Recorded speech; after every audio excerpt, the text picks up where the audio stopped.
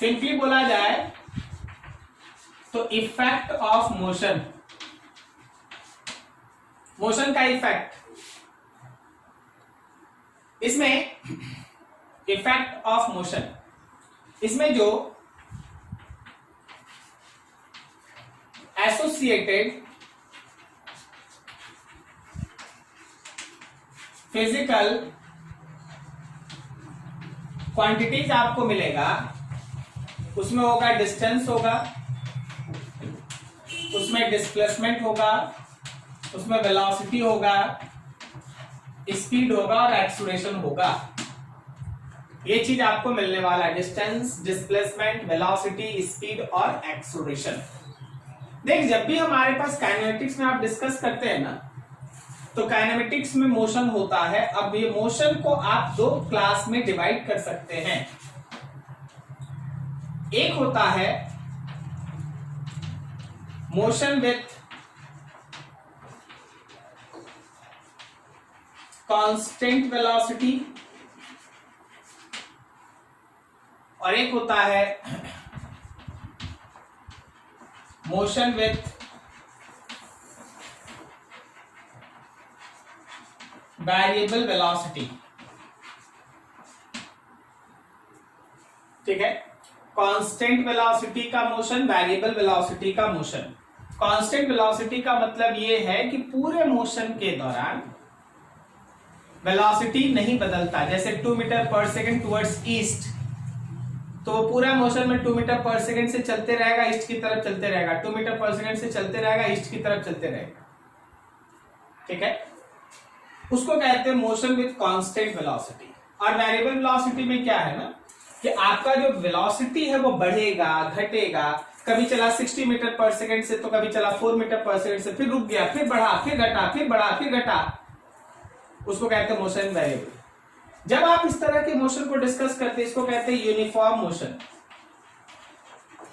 ये uniform motion के class में आता है। तो ये हम लोगों के पास non uniform motion, non uniform motion पता है। जब आपके पास कांस्टेंट वेलोसिटी होगा ना, वेलोसिटी अगर कांस्टेंट होगा तो याद रखना किस केस में एक्सेलरेशन होता है 0। क्या समझे आप? देखिए, अभी हम बहुत छोटा छोटा चीज जो आप पढ़ के आए ना, हम लोग उसको उठा रहे हैं। इसमें एक्सेलरेशन होता है 0, लेकिन यहां पे वेलोसिटी है वेरिएबल, तो एक्सेलरेशन इज नॉन 0। एक्सेलरेशन 0 नहीं होता, एक्सेलरेशन होता है नॉन 0। ठीक है, तो मोशन का टाइप आपको बता दिया गया। यूनिफॉर्म मोशन उसको कहते हैं जिसमें वेलोसिटी होता है कांस्टेंट और एक्सेलरेशन होता है 0। नॉन यूनिफॉर्म मोशन उसको कहते हैं जिसमें वेलोसिटी होता है वेरिएबल और एक्सेलरेशन होता है नॉन 0। क्लियर? अब इसी मोशन का एक और भी क्लास आपके सामने निकाला गया है। मोशन को अगर डायमेंशनली आप डिवाइड करें, डायमेंशन मतलब किधर हो रहा है, तो एक होता है one dimensional motion. One dimensional motion मतलब ऐसा समझ लीजिए कि मोशन ऑन स्ट्रेट लाइन।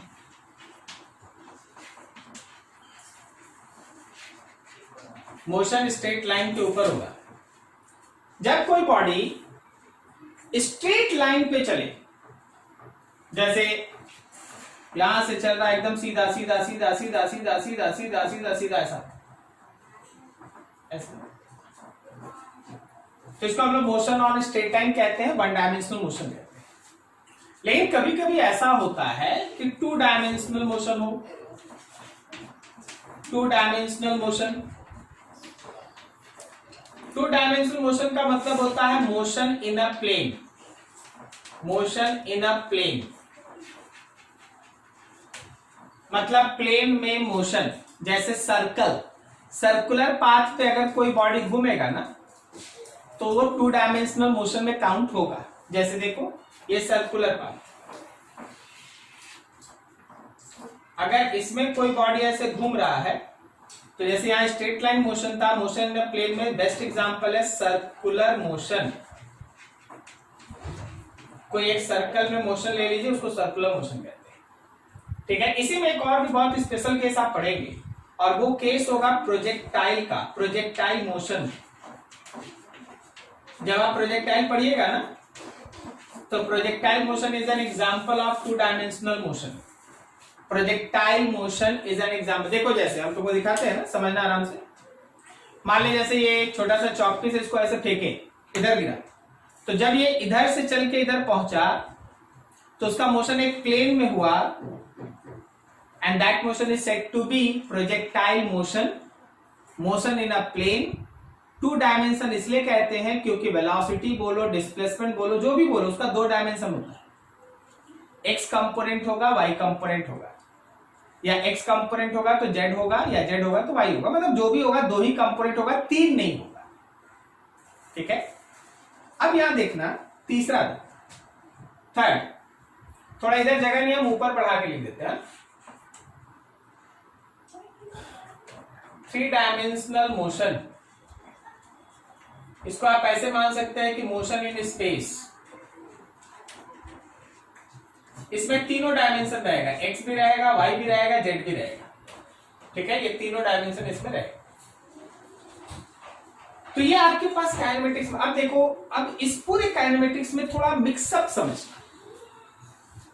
ठीक है, समझ देख, acceleration zero, velocity constant, velocity constant, यहां पे वेलोसिटी वेरिएबल,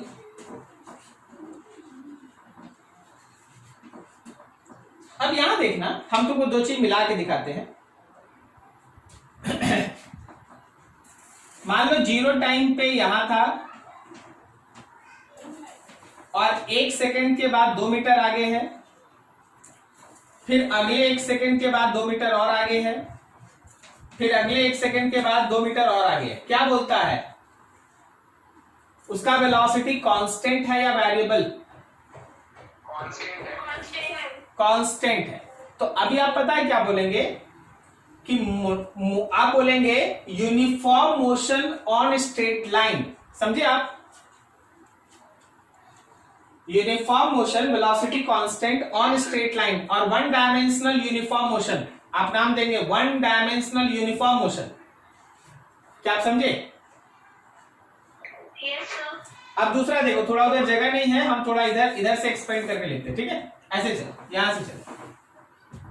अब देखो, यहां है जीरो टाइम पे, ये टाइम 1 सेकेंड, 2 मीटर, फिर टाइम एक और सेकेंड, 1 सेकेंड, 2 सेकेंड, लेकिन आगे चला 4 मीटर, फिर उसके बाद टाइम 3 सेकेंड और आगे चला 8 मीटर। अब बोलो मोशन कैसा? वेलोसिटी यूनिफॉर्म की variable? Variable. Now this is called non-uniform one-dimensional motion. It is called non-uniform one-dimensional motion. क्या तुमको समझ में आ रहा है? Yes, sir. तो चीज ऐसे मिक्सअप होगा। ओके, तो अभी मान लो जैसे अभी तक हम लोग जहां गए, तो इसको अगर हम लोग बोलेंगे तो इसको हम लोग बोलेंगे ना यूनिफॉर्म वन डायमेंशनल मोशन या मोशन ऑन स्ट्रेट लाइन। तो हम लोग इसको कहेंगे non uniform motion on straight line one dimension. पहले आप दिमाग शांत करके इतना चीज आराम से नोट कीजिए। ठीक है, कोई हड़बड़ी नहीं। अब धीरे धीरे सब चीज हम लोग डिस्क्लोज करेंगे, एक एक करके बढ़ेंगे। नोट करो आराम से। हाँ बोलो जी।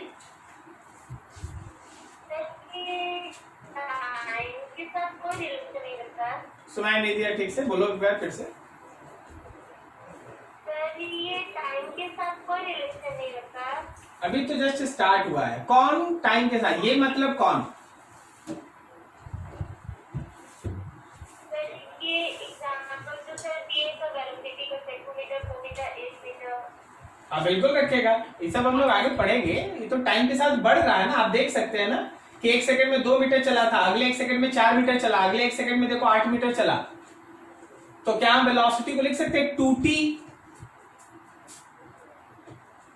जब आप T1 पुट कीजिएगा तो 2 मीटर आएगा, जब आप T2 पुट कीजिएगा तो 4 मीटर आएगा, जब आप T इसी तरह से आगे रिलेशन कोई ना कोई रिलेशन होगा तो ऐसे निकलता। तो अभी हम लोग उधर नहीं जा रहे, अभी हम लोग बहुत सिंपल सिंपल अभी स्टार्ट किए, 5-10 मिनट हुआ है, ठीक है, अभी कुछ नहीं। चलो आगे बढ़े। हाँ बोलो। थ्री डायमेंशनल मोशन का सर आप एग्जाम्पल नहीं बताए तो।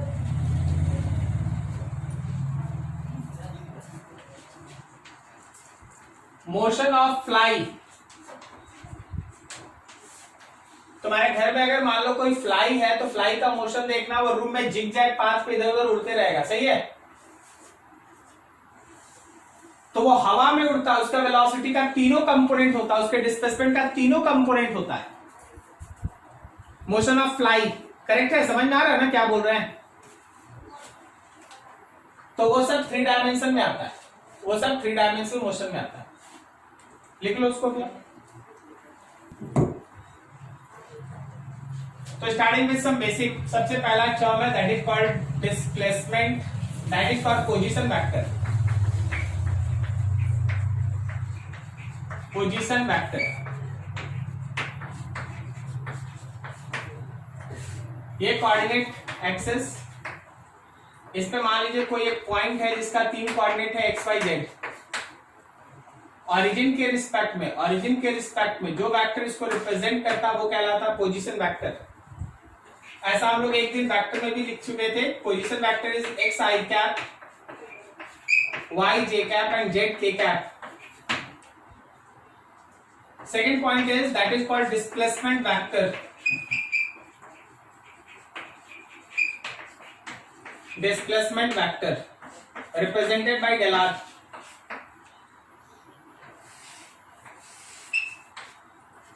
मान लो जैसे कोई एक पॉइंट यहां है P1 है, उसका कोऑर्डिनेट है x1, y1, z1 और उसका ये है पोजीशन वेक्टर r1। इसी तरह कोई एक पॉइंट P2 है, उसका कोऑर्डिनेट है x2, y2, z2 और एक कोऑर्डिनेट है r2, ये पोजीशन। तो ध्यान रखना this is displacement vector, del r vector initial से फाइनल की तरफ। आपको याद है triangle law of vector addition? Yes sir. Using triangle law of vector addition, जब आप triangle law vector addition discuss करेंगे तो r1 vector plus del r vector r2 के बराबर होगा। r1 plus del r is equals to r2 vector. So after solving this you get that del r vector is equals to r2 vector minus r1 vector। हम थोड़ा और easy कर दें, याद रखना डिस्प्लेसमेंट निकालने के लिए फाइनल पोजीशन वेक्टर में से इनिशियल को माइनस कर दो, बस फाइनल पोजीशन वेक्टर में से इनिशियल को माइनस कर दो, ये तुमको डिस्प्लेसमेंट दे देगा। जैसे एक एग्जांपल देखो, a body moves from 1 3 6 2 4 1 3, then find displacement vector और second magnitude of displacement। पहले तुम डिस्प्लेसमेंट वेक्टर निकालो, बाद में मैग्नीट्यूड निकालो। तो देखो जरा ध्यान से, जब आप इसका आंसर क्राफ्ट करते हैं तो आपका डिस्प्लेसमेंट वेक्टर हुआ final position minus initial position vector. क्या हम लोग फाइनल पोजीशन वेक्टर के लिए 4i cap plus 1j cap plus 3k cap लिखते हैं? 4i cap plus 1j cap plus 3k cap, और इसमें से माइनस कर लेना है 1i cap plus 3j cap plus 6k cap को, 1i cap plus 3j cap plus 6k cap को। जब आप इसको सॉल्व किए then your displacement vector is 4 minus 1 that is 3, 1 minus 3 that is minus 2 and 3 minus 6 that is minus 3k cap. This is your displacement vector. Answer of your first question. But in terms of second जब आप second में जाते हो already मालूम है, ये सब कोई बहुत बड़ा बात नहीं है, वेक्टर आता है, सब आता है। √3 का स्क्वायर -2 का स्क्वायर -3 का स्क्वायर, सॉल्व किया answer.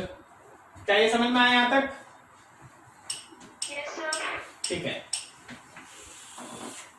Displacement and this next term is your velocity.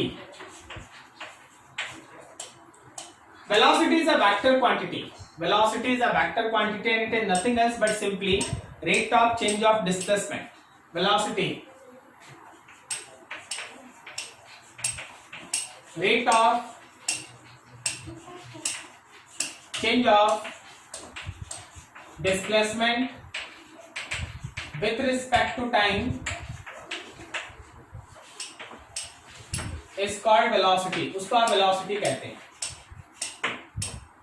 तो velocity एक वेक्टर क्वांटिटी है जो डिस्प्लेसमेंट के रेट ऑफ चेंज के बराबर होता है। आपको पता है, आपको पता है velocity दो तरह का होता है, एक होता है एवरेज वेलोसिटी और एक होता है इंस्टेंटेनियस वेलोसिटी। ठीक है ना, ये सब आपका लोअर क्लास में पढ़ा हुआ, हम आपको बस सामने ला रहे। आप काइनेमेटिक्स में जो आएगा वो तो आएगा ही, लेकिन हम आपको लोअर क्लास वाला छोड़ नहीं सकते, हम आपको सारा चीज एक बार ला दें। ठीक है, देख सबसे पहला टर्म होता है this is called average velocity. समझना अच्छे से, अब एवरेज वेलोसिटी काम स्टार्ट है, न्यूमेरिकल है सब कुछ। वेलोसिटी एवरेज, हमेशा ध्यान रखिएगा कि वेलोसिटी एवरेज होता है सिंपली डिस्प्लेसमेंट बाय टाइम। कुछ ज्यादा दिमाग नहीं लगाना है, डिस्प्लेसमेंट में टाइम से डिवाइड कर देना है, जो आएगा वही एवरेज वेलोसिटी होगा। सोच के बताना। 5 बजे हम है ना रूम में इंटर किए पढ़ाने, 5:30 बजे बैच ऑफ करके है ना रूम से हम बाहर निकल गए, तो 5 से लेके 5:30 के बीच का मेरा डिस्प्लेसमेंट कितना था? 5 से लेके 5:30 के बीच का मेरा डिस्प्लेसमेंट कितना था? 0। जिस दरवाजे से इंटर किए थे उसी दरवाजे से बाहर निकल गए। क्या समझ में आया जी? तो डिस्प्लेसमेंट 0, और डिस्प्लेसमेंट अगर 0 तो एवरेज वेलोसिटी 0। याद रखिएगा, एवरेज वेलोसिटी का मतलब है डिस्प्लेसमेंट। क्या आपको डिस्प्लेसमेंट का मतलब पता है? ठीक है, 2 मिनट हम पहुंच जाते हैं। तो याद रखना डिस्प्लेसमेंट बाय टाइम, और इसी को लिखने का एक और तरीका है डिस्प्लेसमेंट फैक्टर बाय टाइम। इसी को आप ऐसे भी लिख सकते हैं, final position vector minus initial position vector divided by time final minus time initial. ठीक है, time final minus time initial, आप इसको ऐसे लिख सकते हैं। हर चीज को अच्छे से समझना। अगर आप सोच के बताओ, कोई भी पोजीशन वेक्टर में कितना कंपोनेंट हो सकता है? क्या उसके अंदर 3 कंपोनेंट हो सकता है? तो याद रखना कि तुम्हारा एवरेज वेलोसिटी का भी 3 कंपोनेंट हो सकता है। देखना, समझना। अगर आपको एवरेज वेलोसिटी केवल x में चाहिए तो आप x के फाइनल से x के इनिशियल में ऐसे करके t final minus t initial कर लीजिए। समझे क्या आप? अगर आपको यही एवरेज वेलोसिटी केवल y में चाहिए तो y के फाइनल में से y का initial divided by time final minus time initial. और इसी तरह अगर तुमको एवरेज z में चाहिए तो z के फाइनल पोजीशन में से z का initial divided by time final minus time initial. ठीक है, आराम से वहां तक नोट करो। डाउट्स है दिमाग में एकदम बात करो। अभी धीरे धीरे बढ़ रहा है, अभी चल रहा है, अभी तो स्टार्ट हुआ है। नोट करो अच्छे से।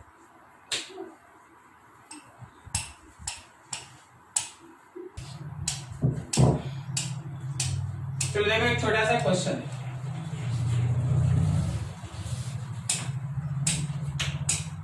यहां पे एक पॉइंट है जिसका कोऑर्डिनेट है 2, 3, 6, और यहां पे एक बॉडी था t इक्वल्स टू 2 सेकेंड पे।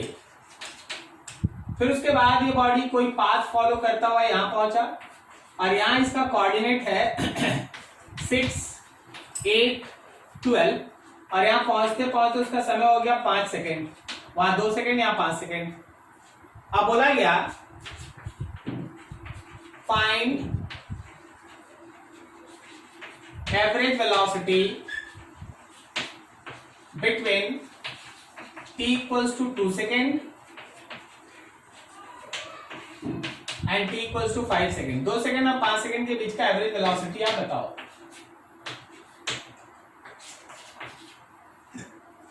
अब देखो एकदम सिंपल, तुम इसको दो तरीके से बना सकते हो। हम एक बार में बनाने का कोशिश कर रहे हैं, आप समझिएगा। तो first method,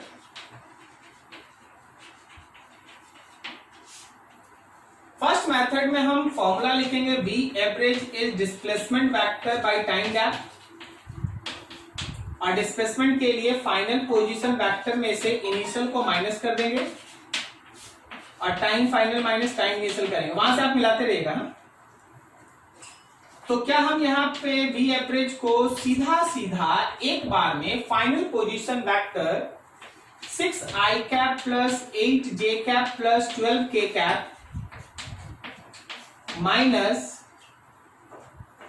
2i cap plus 3j cap plus 6k cap कर दें, और नीचे टाइम का गैप हम लोग ले लेंगे कितना जी, 5 में से 2 को माइनस कर दें। क्या ठीक लिखें? तो मेरे पास v एवरेज होगा 6 में से 2 गया 4i कैप, 8 में से 3 गया 5j कैप, और 12 में से 6 गया 6k कैप, और divided by 3। This is your average velocity. एक बार में आ गया। अब कोई बोलता नहीं सर हम ऐसे नहीं बनाएंगे, हमको है ना अलग अलग तीनों निकाल के दिखा दीजिए। तो चल भाई इसके तरफ से काम करते हैं। अगर आप वेलोसिटी के एवरेज का x निकालना चाहते हैं तो आप x के फाइनल में से x के इनिशियल को माइनस कीजिए और टाइम के फाइनल में से टाइम के इनिशियल को माइनस कीजिए। मतलब 6 माइनस 2 बाई 5 माइनस 2 क्या बोलता है, ये 4 बाई 3 आया, देखो है ना 4 बाई 3। चाहो तो आई कैप लगा दो। इसी तरह अगर हमको एवरेज का y निकालना पड़ेगा, बहुत सिंपल, आप देख के भी पता कर सकते हैं कितना, 8 माइनस 3, 8 माइनस 3 और टाइम में 5 माइनस 3, तो 5 बाई 3 जे कैप। समझ गए? इसी तरह जेड भी लिख देंगे। क्या बोलते हैं? ठीक है, ठीक है। जिनका डाउट था बताइए, क्या आपको ये समझ में आया? ठीक, अभी देखो थोड़ा और आगे बढ़ते हैं। दूसरा एग्जाम्पल, मान लो if velocity is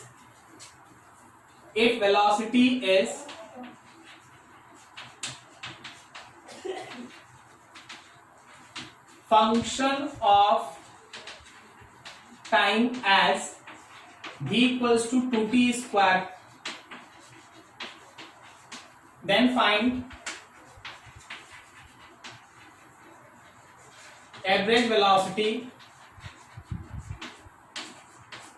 between t equals to 1 second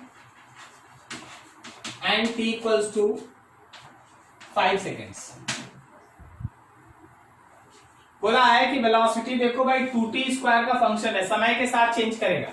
तुम अपने से लॉजिकली सोचो, जो हम बोल रहे हैं बस उसको एग्जामिन करो, फील करो। जब 0 टाइम था तो बॉडी रेस्ट में था या मोशन में?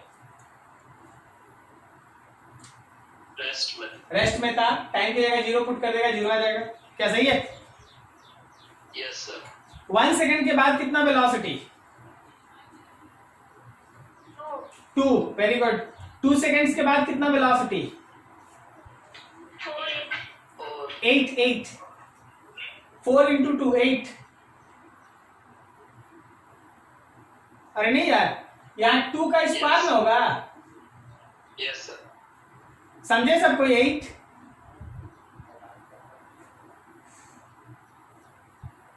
सबको समझे जी 8 कैसे हुआ?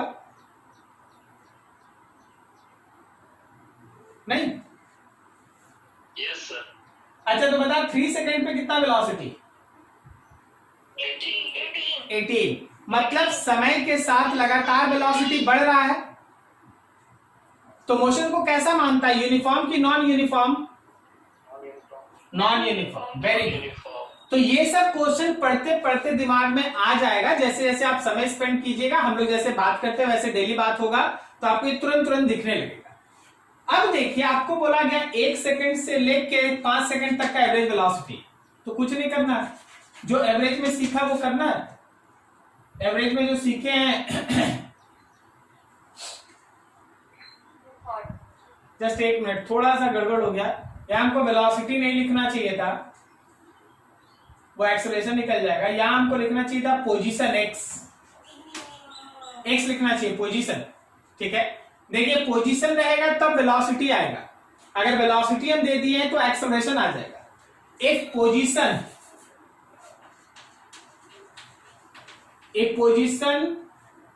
Is function of time as, चलो वही बात। अब देखो, एवरेज वेलोसिटी का कॉन्सेप्ट ये था कि हमको एक्स फाइनल में से एक्स इनिशियल को माइनस करेंगे, एक्स है तो एक्स, और time final minus time initial करेंगे।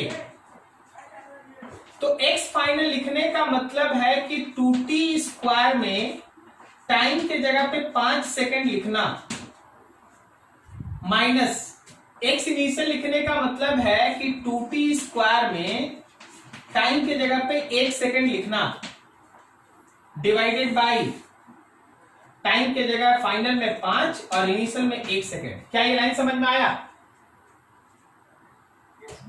Yes, sir. हाँ, तो देखो 2t के जगह 5 पुट करो, 5 का स्क्वायर, माइनस 2 टाइम के जगह 1 पुट करो, 1 का square, divided by 5 minus 1 that is 4। तो यहां वैल्यू हो गया हम लोग का 25 into 2 50 minus 2 by 4 that is 48 by 4, this is 12 metre पर सेकेंड। ये हम लोग का एवरेज वेलोसिटी। क्या आप समझ पा रहे हैं बात को? Yes, sir. चलो फिर एक और देखो, एक और example. If position vector is function of time as position vector r is t square I cap plus 3t j cap, t square I cap plus 3t j cap,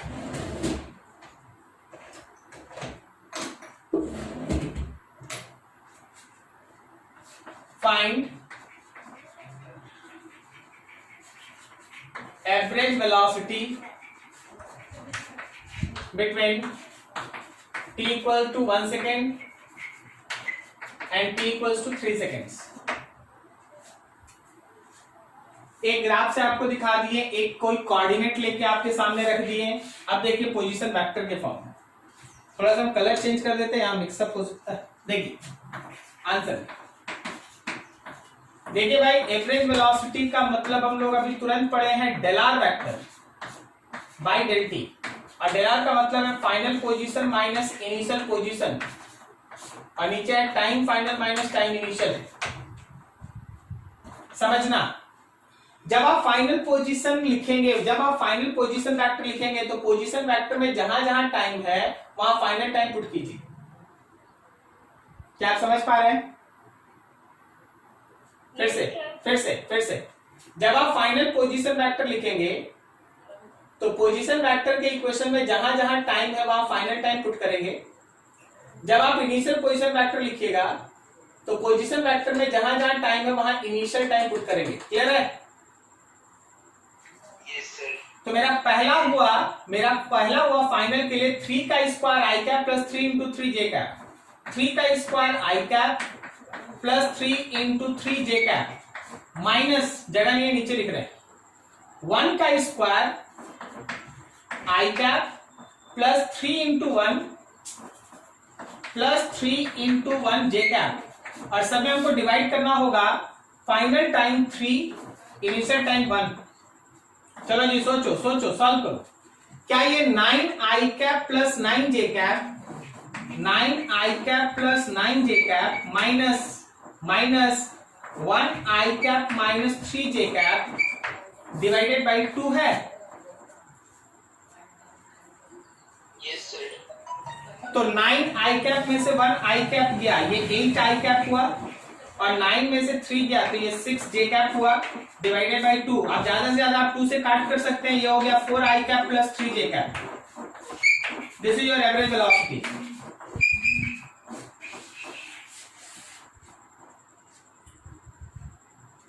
क्या आपको समझ में आ रहा है?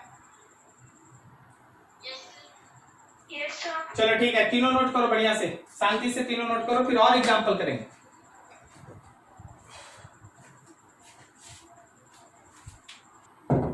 थोड़ा सा बात कर लेते हैं इसके डायरेक्शन।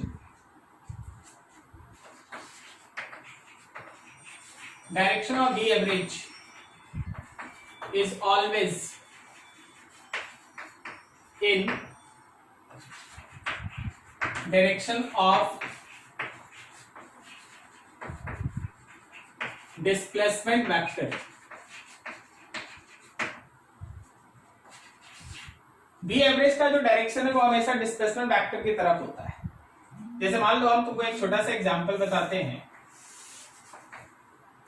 अगर कोई बॉडी यहां से ऐसे ऐसे चलते हुए यहां पहुंचा, इधर गया इधर गया इधर गया इधर गया ऐसे, तो याद रखना ये इसका पोजीशन वेक्टर इनिशियल है, ये इसका फाइनल पोजीशन वेक्टर है, और ये है ना इसका डिस्प्लेसमेंट वेक्टर।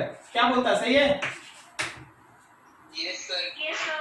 तो जो उसका डिस्प्लेसमेंट वेक्टर का डायरेक्शन है, जो उसके डिस्प्लेसमेंट वेक्टर का डायरेक्शन है, याद रखना कि वेलोसिटी वेक्टर का एवरेज वैल्यू उसी डायरेक्शन में होता है। This is v average.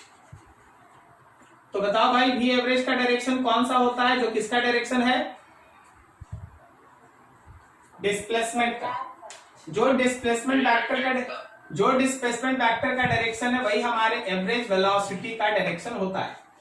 जो हमारे डिस्प्लेसमेंट वेक्टर का डायरेक्शन है वही एवरेज वेलोसिटी का डायरेक्शन होता है। जैसे एक अगला एग्जांपल भी आपके सामने हम रखते हैं। मान लीजिए इस सर्कुलर पाथ पे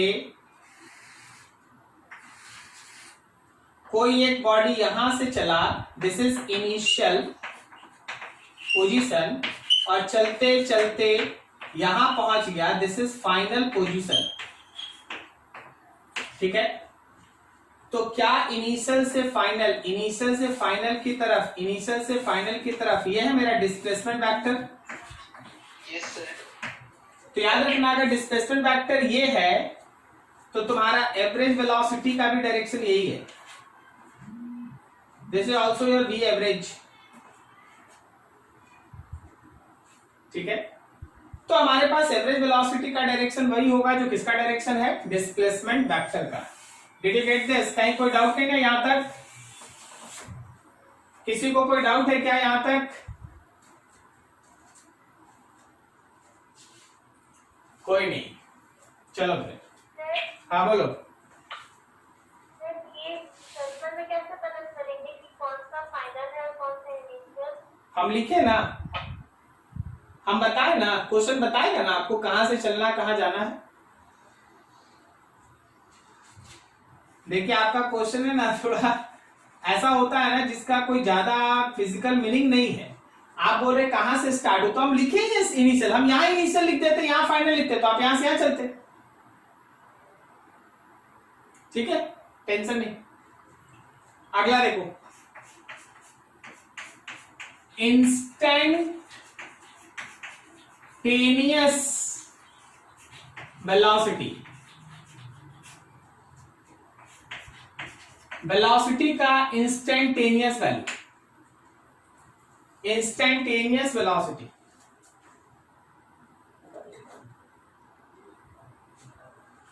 इंस्टेंटेनियस वेलोसिटी क्लियर है? देख होता है क्या, इसमें तो ज्यादा सोचना ही नहीं है, ये तो एकदम डिफरेंशिएशन है और कुछ है ही नहीं। Rate of change of position with respect to time at any particular instant is called, what है particular instant is called instantaneous velocity। देखो जी, एवरेज वेलोसिटी हमेशा एक इंटरवल में कैलकुलेट होता है। हमेशा ध्यान रखना कि जो वी एवरेज है is always calculated in interval of time. Interval of time आप देखिए, यहां से यहां के बीच इंटरवल, यहां से यहां के बीच इंटरवल। न्यूमेरिकल में देखिए 1 सेकेंड से 3 सेकेंड एक इंटरवल, क्लियर है। एक सर्टेन इंटरवल के बीच अगर आप वेलोसिटी को फाइंड आउट करते हैं तो वो एवरेज है। लेकिन किसी खास इंस्टेंट पे जैसे हम यहां खड़े हो, इस क्षण मेरा वेलोसिटी कितना है, 0। चल रहे हैं, मेरा वेलोसिटी कितना है, 2 मीटर पर सेकेंड। फिर रुक गया, मेरा वेलोसिटी कितना है, 0 है। किसी खास क्षण पे, किसी खास इंस्टेंट पे जो वेलोसिटी तुम निकाला वो कहलाए इंस्टेंटेनियस वेलोसिटी। और हमेशा ध्यान रखना कि जो भी इंस्टेंटेनियस है वो होता है differentiation of position vector with respect to time. Position vector में 3 कंपोनेंट होता है। हम लोग ऐसा जानते हैं कि पोजीशन वेक्टर में x है, y है और z है। तो ये याद रखना कि भी इंस्टेंटेनियस में भी 3 कंपोनेंट आ जाएगा। जब आप dy dt करेंगे x i कैप,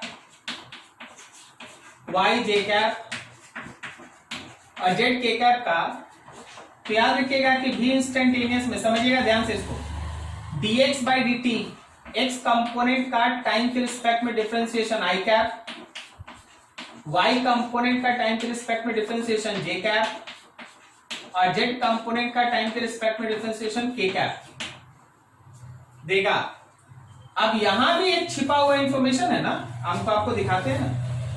देखो, ये जो dx by dt है इसको आप लिखते हैं वेलोसिटी का x कंपोनेंट i कैप। ये जो dy by dt इसको लिखते हैं वेलोसिटी का y कंपोनेंट j कैप। और ये जो dz by dt है वेलोसिटी का z कंपोनेंट k कैप। और ये रहा हम लोगों का इंस्टेंटेनियस वेलोसिटी। क्या किसी को दिक्कत है यहां तक थ्योरी समझने में? डिफरेंशिएशन करना है भाई, डिफरेंशिएशन जो लास्ट से खत्म किए हैं बस वही चीज आपको यहां कर देना है। चलिए हम एक एग्जांपल लगाते हैं।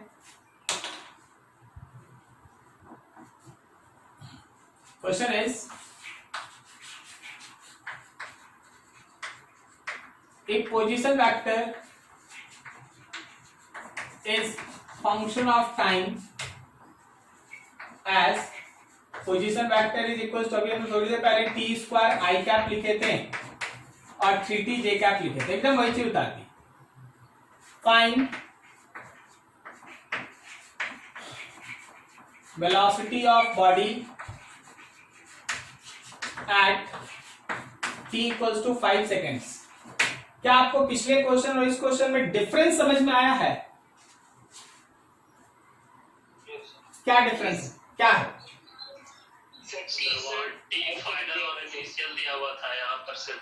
Very good, very good, very good, very good. ये एक पर्टिकुलर इंस्टेंट पे जिक्र है तो हमको इससे चलना है। पिछले न्यूमेरिकल में एक टाइम का गैप था तो हमको प्रीवियस कॉन्सेप्ट एवरेज से चलना था। तो ये खुद से डिसाइड करना पड़ता है, इसी को फिजिक्स का कॉन्सेप्ट कहते हैं। बस यही है कॉन्सेप्ट। कॉन्सेप्ट जिससे भी सुना फिजिक्स कॉन्सेप्ट बेस्ट है, कॉन्सेप्ट है, यही कॉन्सेप्ट है। आपको समझ में आना चाहिए कि कब क्या लगाना है। तो बस आपको समझ में आ गया है क्या करना है, तो फिर आगे बढ़िए। भी मतलब हो गया d by d t, v का मतलब हो गया d by d t of r का वैल्यू, आर देख लो, टी स्क्वायर आई कैप है और 3t जे कैप है। एक बार में डिफरेंशिएशन करके बता दो भाई, एक बार में डिफरेंशिएशन करके बताओ। Sir 2t i cap 3t 2t i cap plus 3j cap, क्या बोलता है, सही है? 3j cap, yes sir, yes. ठीक है, अब आपको वेलोसिटी चाहिए कब? आपको कब चाहिए वेलोसिटी, जल्दी बोलिए। 5 सेकंड पे, तो जहां टाइम है वहां 5 पुट कर दो, तो v का वैल्यू हो गया 10 i cap plus 3j cap. This is your answer.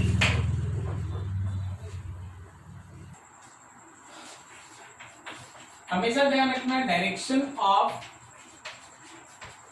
Instantaneous velocity is always tangent to the path in direction of motion। हमेशा ध्यान रखना, पाथ पे टेंजेंट बना के आप इंस्टेंटेनियस वेलोसिटी का डायरेक्शन निकालते हैं। मान लीजिए कि एक बॉडी है जो इस तरह से मूव कर रहा है और यहां टाइम, ओके, यहां कोऑर्डिनेट्स। अगर हम तुमसे बोले कि देखो भाई इस इंस्टेंट पे, इस टाइम पे इंस्टेंटेनियस वेलोसिटी बताओ, इस इंस्टेंट पे टाइम पे बताओ, कोई बोल दिया इस इंस्टेंट पे वेलोसिटी बताओ, कोई बोल दिया इस इंस्टेंट पे वेलोसिटी बताओ, ऐसे।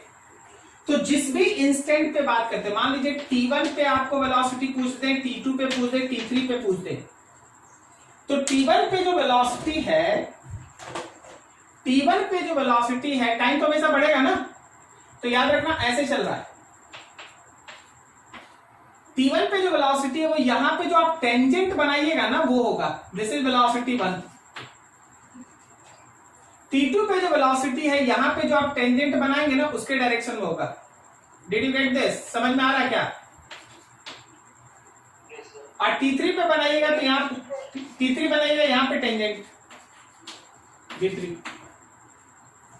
तो कभी भी अगर इंस्टेंटेनियस वेलोसिटी का डायरेक्शन चाहिए तो टेंजेंट टू द पाथ का टेंजेंट। वही एवरेज क्या था, हम इसी के साथ एवरेज भी बना दें ताकि आप समझ पाए। For average